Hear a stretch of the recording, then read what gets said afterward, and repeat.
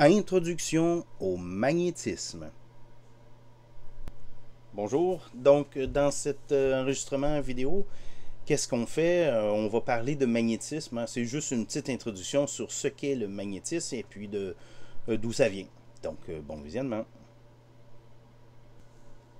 Vous le savez certainement, le magnétisme, c'est un phénomène pour lequel des matériaux vont s'attirer ou se repousser. On est familier avec ça dans notre vie tous les jours, puis on peut se dire que ça ressemble un peu à ce qu'on a vu en électricité statique. Mais il y a quand même des différences notables. Notamment, en électricité statique, on pouvait décharger nos objets assez rapidement. Pour ce qui est du magnétisme, c'est un petit peu plus compliqué. Donc, c'est pas par simple contact qu'on va, on va leur enlever le magnétisme. Le magnétisme, c'est connu depuis très très longtemps. Donc, on ne peut pas mettre une date exacte, mais il y a beaucoup de civilisations dans l'Antiquité déjà qui ont donné des traces, là, qui connaissaient ce qu'était le magnétisme. Notamment, il y en a qui ont fabriqué des boussoles. On attribue souvent la fabrication de la boussole aux Chinois parce que déjà dès le 4e siècle avant Jésus-Christ, ils l'auraient utilisé et ça s'est répandu dans tout l'ancien monde, là, en Asie et jusqu'en Europe, en Afrique. Par contre, ça aurait été utilisé des siècles avant déjà dans ce qu'on appelle le Nouveau Monde, donc en Amérique centrale plus précisément. Les Olmecs auraient utilisé dès le 10e siècle avant Jésus-Christ l'utilisation du magnétisme pour, dans le but là, de s'orienter là, avec une boussole. Donc, ça, c'est le côté historique. Maintenant, qu'est-ce qui arrive au côté physique? D'où ça sort, ça, le magnétisme?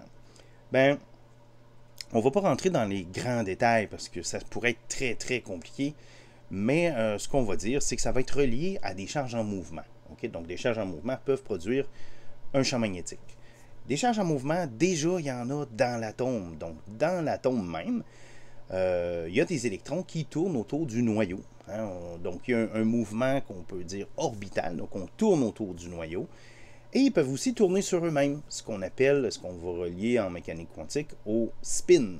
Donc, le spin. Donc, ces deux choses-là font qu'au total, l'électron est en mouvement autour du noyau. Ben, en fait, il est au mouvement à l'intérieur de l'atome.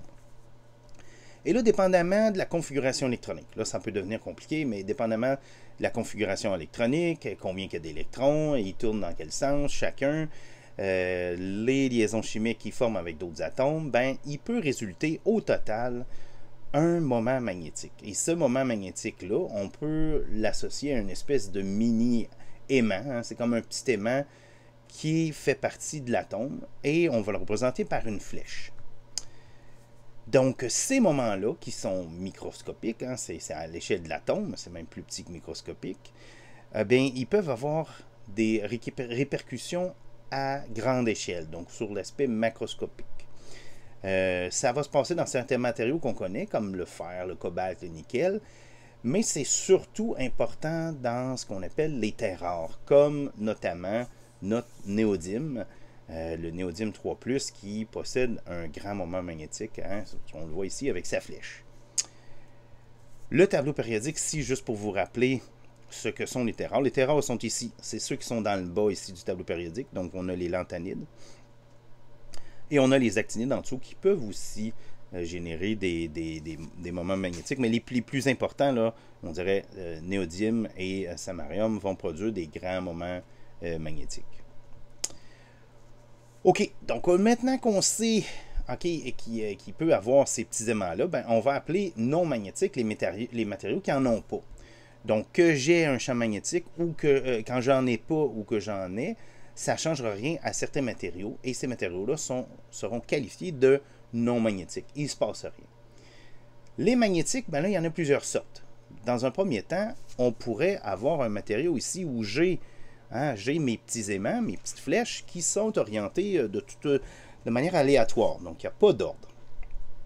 Donc, ça, c'est quand il n'y a pas de champ magnétique. Et si je mets un champ magnétique, et voilà, ça s'oriente tranquillement et sûrement en direction du champ magnétique. J'y enlève le champ magnétique, ça va retomber comme ici à gauche. Donc, ça, on appelle ça un matériau paramagnétique. Il y a aussi les matériaux ferromagnétiques, et c'est surtout ceux-là qu'on va étudier, nous, cette année. Donc, les ferromagnétiques ont la propriété de s'aligner spontanément en direction, c'est-à-dire même sans champ magnétique, ils s'orientent spontanément, okay, dans la même direction. Ça se fait en dessous d'une certaine température, et cette température-là peut être quand même assez élevée, hein. On appelle ça le point de Curie, parce que ça a été mis en évidence par Pierre Curie, le mari de Marie Curie. Et la température, par exemple, du fer, si je ne me trompe pas, c'est 770 degrés Celsius. Donc, c'est quand même assez élevé. Il faut monter à haute température. Mais une fois qu'on est en bas de cette température-là, les moments magnétiques s'alignent toutes dans la même direction, du moins pour une bonne distance. On va voir que ce n'est pas tout à fait le cas, là, un petit peu plus loin, mais sur une longue distance, ils peuvent s'aligner. Donc, avec ou sans champ magnétique. Il y a une autre catégorie de matériaux où là, c'est encore plus compliqué.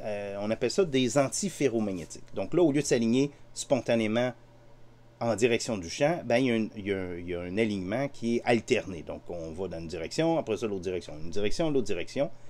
Et ça, on appelle ça des antiferromagnétiques. Et puis, soit dit en passant, il peut y avoir des combinaisons. Hein. Il y a des matériaux qui, dans une direction, sont antiferromagnétiques et ferromagnétiques dans l'autre direction. Ça peut être assez compliqué, le magnétisme.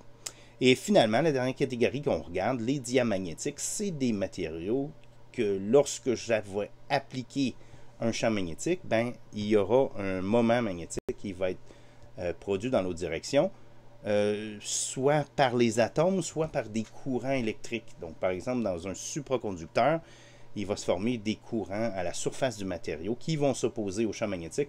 Mais là, à ce moment-là, je ne peux pas l'associer à une flèche comme ça. C'est un autre phénomène. Donc, comme j'ai dit, nous, on s'intéresse surtout au ferromagnétique. Donc, c'est ça qu'on va regarder à partir de maintenant. Donc, le ferromagnétique, comme j'ai dit, même à champ nul, donc le B que j'utilise pour le champ magnétique, il y a une orientation. Donc là, ici, j'ai plusieurs atomes. Hein. Ça, c'est macroscopique. Il y a beaucoup d'atomes. Tous les moments pointent dans la même direction à l'intérieur d'une région qu'on va appeler un domaine magnétique. Par contre, à côté, il y a d'autres domaines magnétiques et ils ne pointent pas nécessairement dans la même direction. Comment on fait pour les aligner dans la même direction? Ben, il faut appliquer un champ magnétique assez fort et là, à ce moment-là, nos moments magnétiques vont s'aligner. Si j'enlève le champ magnétique, ben, il est possible que ça reste pendant un certain temps. Tous les domaines magnétiques peuvent être tous alignés. Donc, à ce moment-là, on aurait littéralement un aimant, ce qu'on va appeler un aimant permanent. Permanent si ça reste longtemps. La meilleure façon de faire un aimant, c'est d'appliquer un champ au-dessus de la température de Curie et là, de baisser la température en présence de champ magnétique. Tout va s'aligner dans la même direction, puis ça dure assez longtemps. OK? Donc, ça, c'est les domaines ferromagnétiques. Donc, pour résumer cette présentation, les charges en mouvement peuvent être responsables du magnétisme. Certains atomes possèdent un moment magnétique qui équivaut un peu à un mini-aimant, hein, à l'échelle de l'atome.